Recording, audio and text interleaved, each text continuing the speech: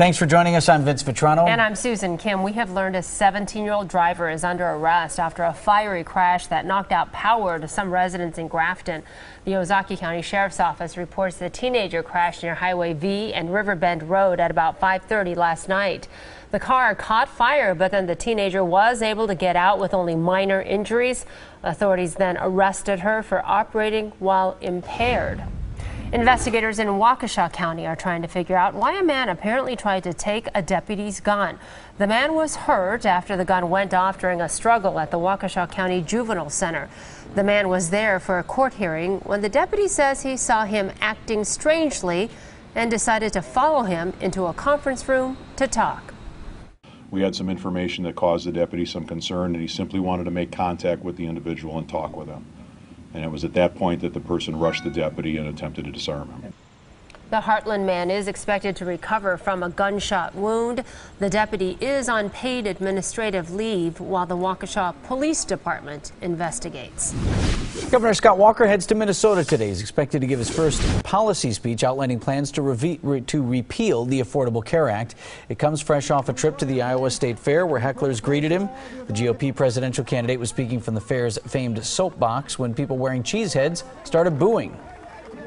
I am not intimidated by you, sir, or anyone else out there. I will fight for the American people over and over and over and over again. 3 Democratic candidates have been on the Des Moines Register's soapbox so far as well. Chair of the Democratic National Committee, Florida's Debbie Wasserman Schultz, will have her turn this weekend. A special election in Milwaukee today. Voters in the 11th district are choosing a new alderman to fill the position left vacant after Joe Dudzik died in a drunk driving motorcycle crash in May. The polls are open until 8 o'clock tonight on Milwaukee's south side.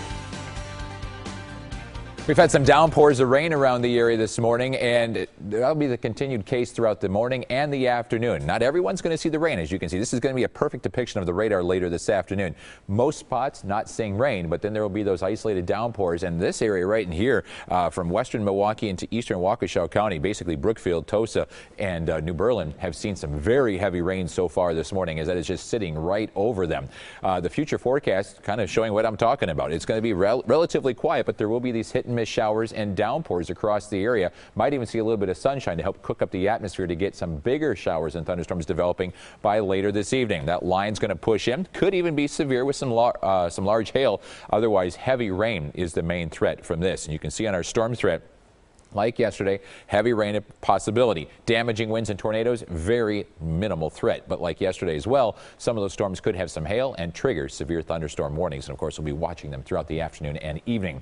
More thunderstorms, as I just mentioned. This is the last humid day. In fact, by tomorrow morning, still humid, but by Wednesday afternoon, much better conditions behind a cold front. I think it's windy and cooler, and Friday looks to be the pick day. Temperatures as of 7 o'clock in the morning, upper 60s to around 70 degrees, and it is very muggy. Still seeing those downpours of rain this morning from Brookfield to New Berlin down to Big Bend as well, a heavier downpour, and temperatures there in the mid to upper 60s. The humidity still high. Those dew points are in the 60s, but to the north, 50s and 40s. The front right here, and that's going to be the focal point for these showers and thunderstorms to develop over the next 24 hours. Then behind it, that drier air moves in. As I mentioned, tomorrow morning you're going to wake up and it's still going to be sticky outside, but this will be dropping throughout the day tomorrow. And then Thursday, Friday, and Saturday, very comfortable air. Low dew points and low humidity levels. Today, a 5 on the Goddard gauge because of the clouds, the humidity, a high of 78. That is 12 degrees cooler than it was yesterday, but showers and thunderstorms possible off and on throughout the morning and afternoon, and a better chance later this evening and overnight. So for today, 78 degrees.